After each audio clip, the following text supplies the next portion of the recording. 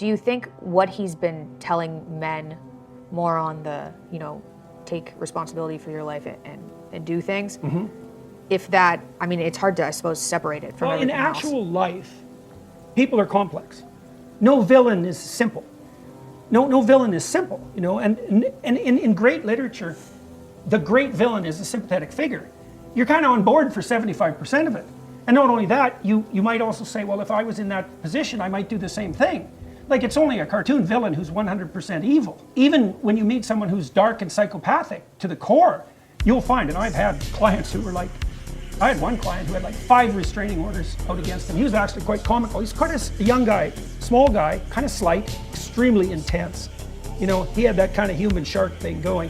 And he was quite the horrible, riotous blast to work with, because he was a very interesting monster. And 5 restraining orders is a lot. Yep. And restraining orders don't work on the sort of people who need restraining orders. So don't be ever thinking restraining orders can help you. Not if a real monster's got you in his sights. And he had a paranoid end to him.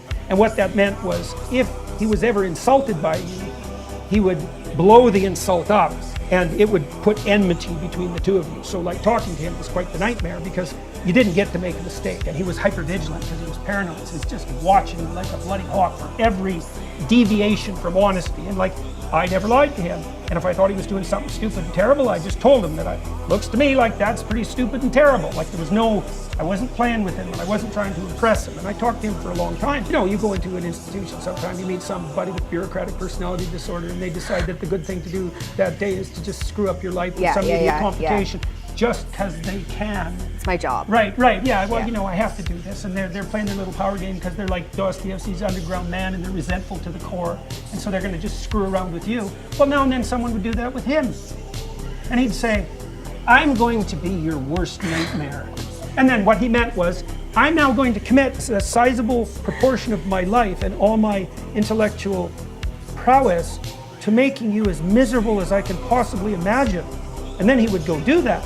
And there was actually, this is in, Ooh, maybe right. You shouldn't be a bureaucratic nightmare. Well, right. Well, and then and that was the weirdly admirable part, right? It's like, because typically what would happen in a situation like that is you'd go into the bank and you'd just swallow it. And then you'd go out and, go home and kick your dog and bitch at your wife because you didn't tell the bureaucrat to, watch the hell out, or something terrible is going to happen. Well, he was way on the other end of the distribution. It's like, don't muck with me. And he was an honor code guy. It's like, don't muck with me. And what he meant was, don't muck with me. Now, and he meant it. And there was something admirable about that, even though he was a very dangerous person and he had taken it way too far. But this is what I mean by complexity of the villain. It's like, well, he had the courage of his convictions, let's put it that way. And so when you see someone like Andrew Tate, well, first of all, if you have any sense, you think this is a guy that's actually crawled in the ring. And the second thing you think is, well, just because his moral compass is warped, and warped in a serious way on the electronic pimp front, and I think in a fatal way, personally, that's the highest likelihood, because I don't think you can do that without it permeating everything.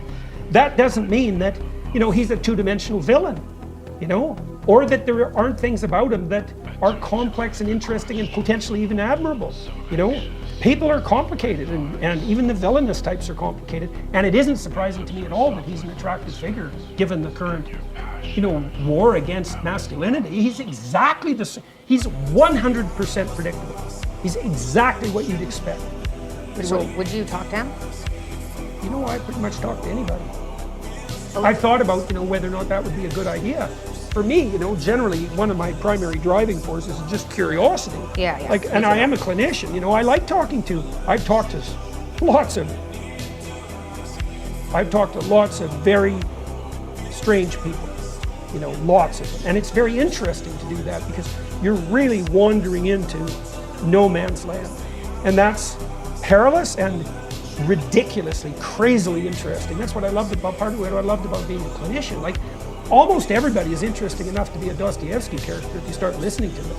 And so just ordinary people, if you listen to them, they're ridiculously weird and interesting. And then you find someone truly weird and interesting, and listen to them, it's like you can hardly stand it. Carl Rogers talked about this. He said people won't listen because they're too terrified of changing. Because if you listen to someone, they tell you how weird they are. You share in that self-revelation. It's too interesting. So, and I'm sure talking to Andrew Tate would be too interesting.